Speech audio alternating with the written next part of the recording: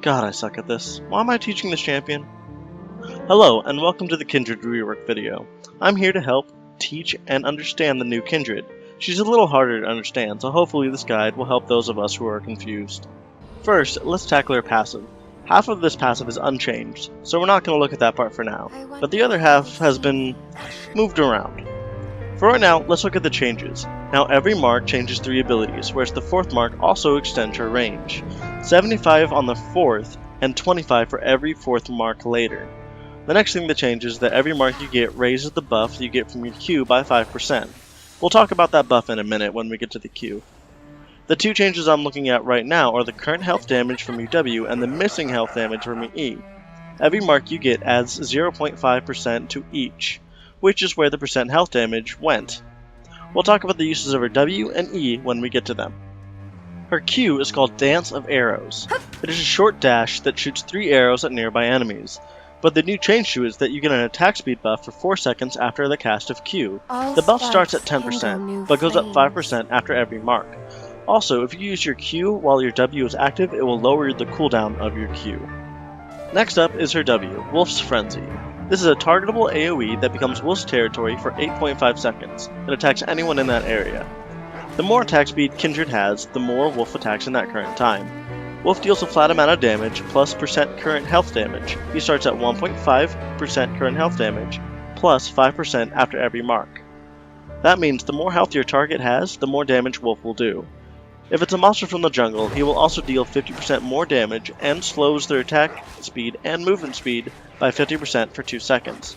Also, if you leave his circle, he will follow you. Her E, Mounting Dread, is a point-and-click slow for 1 second.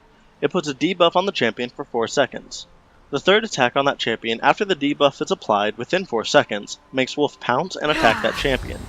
If a target is above 15% health, then it will deal some damage plus percent missing health damage. He will deal 8% plus 0.5% for each mark of the percent missing health damage, meaning the lower they are, the more damage it will deal. Also, if the target is below 15% base health, Wolf will crit for 50% more damage on the 3rd hit, and you could raise that threshold of the 15% to 65% with more crit. So as you can see here in the clip, I do bonus crit against targets who are 35% or lower. Finally, her ult, Lamb's Respite. This ult puts an AoE field on the ground for 4 seconds, where no one could go under 10% health until the end of the duration. After that time is up, it will heal everyone still in the AoE for 200, 250, and 300 HP. That's all. That's the ult. These next couple clips are me trying to learn this champion, as well as to see if I can kill someone as tanky as Malphite without any percent health damage items, just raw damage and crit.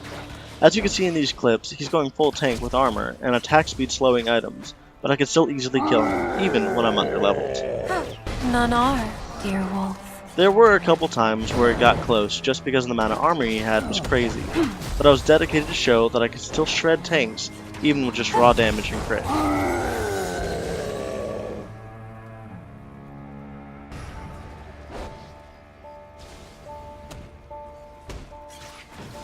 Even after messing up some of my combos, I got some armor pen, and it was over. He didn't even stand a chance.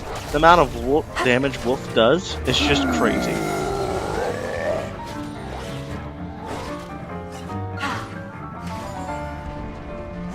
After a bit, I thought I should go for a normal build and see how long he could last. I was at full build with Bork, and he was 1 item off of full, and I wanted to see this fight. But as you can see here, once I got that Bork, he didn't stand a chance.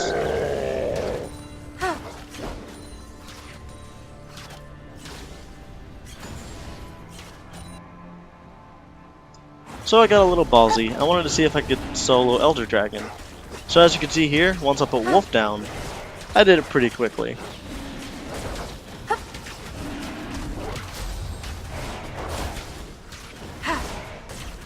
And just like that, there's solo Eldar. Now, Wolf. Then I asked myself, why not Baron?